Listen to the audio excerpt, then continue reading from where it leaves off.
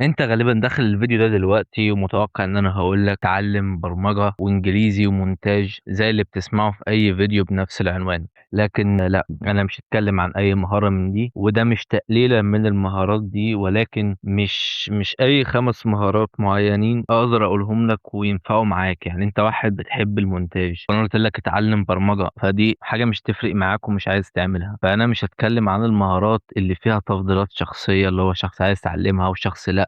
كل ده كلام ينطبق على حسب مين الشخص، مش اي حد تنفع مع نفس ال5 حاجات. ففي الفيديو ده انا اقول لك 5 حاجات مختلفة تماما عمرك ما سمعتهم، وهضيف لك في اخر الفيديو نقطة زيادة او مهارة زيادة من عندي كده. يلا نخش على الفيديو. اول مهاره، وطبعا انا مش مرتبهم باهميه او حاجه، كلهم ليهم نفس الاهميه عادي او تختلف اهميتهم، لكن انا مش مرتبهم. اول مهاره هي انك تتعلم امتى تسمع وامتى تتكلم. يعني ايه بقى الكلام ده؟ يعني زي ما قلت بكل بساطه كده، تبقى عارف امتى تدي رايك عن الحاجه وتتكلم انت والشخص اللي قدامك يسمعك، وامتى الوقت المناسب لده وامتى الوقت المناسب ان انت اللي تسمع والشخص اللي قدامك تسيبه يتكلم. هي مهارة تبان بسيطة، لكن لا، دي حقيقة يعني محتاجة أظن تدريب. في أوقات مثلا بتكلم في أوقات غلط كنت المفروض أسمع فيها. فهي مش مهارة بالبساطة اللي أنا قلتها دي حاجة لازم تتعلمها بالتعامل مع الناس وبالوقت، تاخد وقت فعلا. فابتدي فكر كده وانت تتعامل مع الناس، هل ده الوقت اللي المفروض اتكلم فيه ولا اسمع فيه؟ تاني مهارة وهي مرتبطة بالأولى، هم كلهم مرتبطين ببعض تقريبا، يعني هي ازاي تتكلم. يعني درجة الصوت، اللي هو علو الصوت امتى وقد ايه بالظبط، ايه المواضيع اللي تتكلم فيها، ازاي طريقتك في الكلام تبقى مميزة لدرجة انها تخلي الشخص اللي قدامك عايز يسمعك. كلامك مش مكرر، ما بيجيش في وقت مش مناسب، يعني كلامك ليه قيمة ووزن والناس فعلا بتحب تسمعه. ودي برضو زي ما قلت لك في الأولانية تبان مهارة بسيطة من الأول، لكن هي في الواقع لا، محتاجة وقت ومحتاجة تفهم بالظبط ايه طريقة الكلام اللي تتكلم بيها ومع مين. يعني مش كل الناس هتتعامل معاهم زي بعض، مش كل الناس تتكلم معاهم في نفس المواضيع، فتبقى عارف بالظبط هتتكلم في ايه وازاي ومع مين. فاهم قصدي؟ دي المهارة التانية. يعني ايه المهارة التالتة مربوطة برضو بالأولى والتانية؟ هي ازاي تسمع. يعني ازاي تبقى اللي قدامك عارف ان انت فعلا بتسمعه وحابب ان هو بقى يتكلم معاك. يعني في الوقت اللي انت المفروض تسمع فيه ما تتكلمش، يبقى اللي قدامك حاسس انك فعلا معاه ومركز معاه وفاهم هو بيقول ايه، مش قاعد معاه كده مش فاهم انت معاه ولا لا. لا، انت متواجد فعلا في اللحظة وهو عارف دوت. والناس على فكرة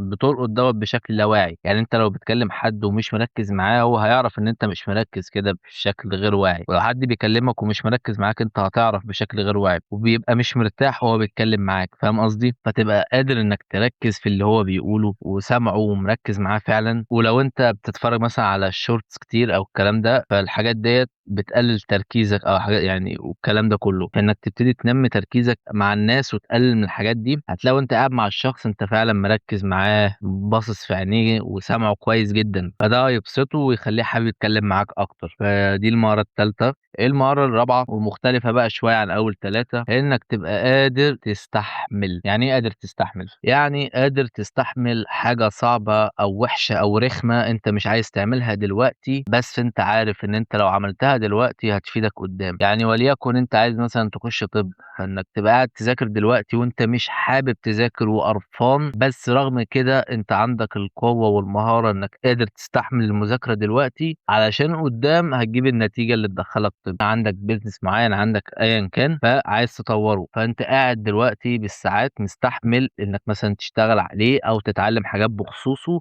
عشان عارف ان ده قدام هيخليك تطور البيزنس بتاعك اكتر ايا كان بقى اللي بتعمله. فانك تبقى قادر تتخلى عن متعة لحظية علشان فايدة قادمة. ودي برضو مهارة بتيجي بان انت زي ما تقول تقعد تجبر نفسك. يعني مثلا تيجي تذاكر، انت مثلا بتيجي بعد نص ساعة وخلاص مش قادر، نفسي اقوم، كمل لساعة وبعد كده قوم. مع الوقت خليها ساعة ونص، خليها ساعتين، خليها 3. فاهم قصدي؟ وصلها لحد ما تقدر، ايا كان اللي بتعمله بقى، مذاكرة، شغل، ايا ما كان، مش فارقة معاك. الفكرة انك انت تبقى قادر تعمل حاجة انت مش حابب تعملها. فدي الحاجة الرابعة. الحاجة الخامسة بقى هي انك تبقى عارف ازاي تتحكم في مشاعرك، انك انت ما بتخليش مشاعرك هي اللي تتحكم فيك. يعني مش وانت متضايق تروح عامل قرار تندم عليه، مش وأنت زهقان توقّف حاجة، تبقى قادر أنت رغم وجود مشاعر جواك أنت قادر تتحكم فيها، لمّا تيجي تفكّر في حاجة بتبعد مشاعرك على جنب وبتفكّر بدماغك، فاهم قصدي؟ مش مشاعرك هي اللي بتحركك. فدول ال5 مهارات، والمهارة السادسة الإضافية ديّة كده بس اللي هي مكافأة ليك لو أنت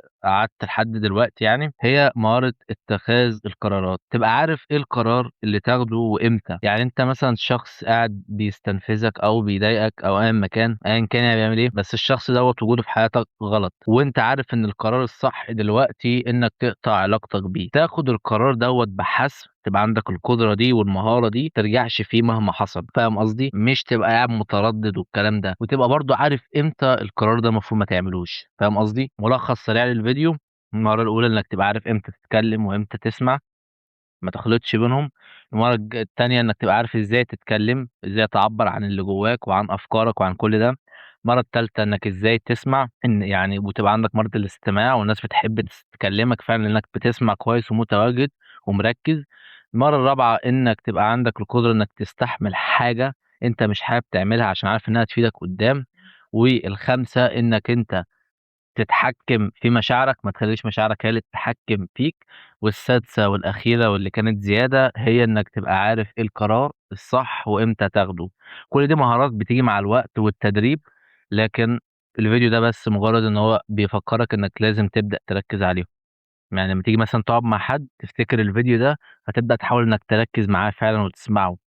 فلمّا تيجي تتكلّم تحاول إنّك تتكلّم بشكل كويس ومنظّم، مش قاعد مش عارف تقول إيه أو الكلام ده كلّه يعني. بس يعني، لو عجبك الفيديو ما تنساش تشترك، ولو عندك واحد صاحبك أنت بتحبه ابعت له لينك الفيديو دوّة أو قُل له عليه أو قُل له اللي في الفيديو، مش لازم تبعت له لينك الفيديو، أنت قُل له أنت بنَفْسك اللي في الفيديو، بحيث إن هو يستفاد زيّك يعني، مش لازم أنت اللي تبعت له الفيديو. وبس يعني، فأشوفك الفيديو الجاي.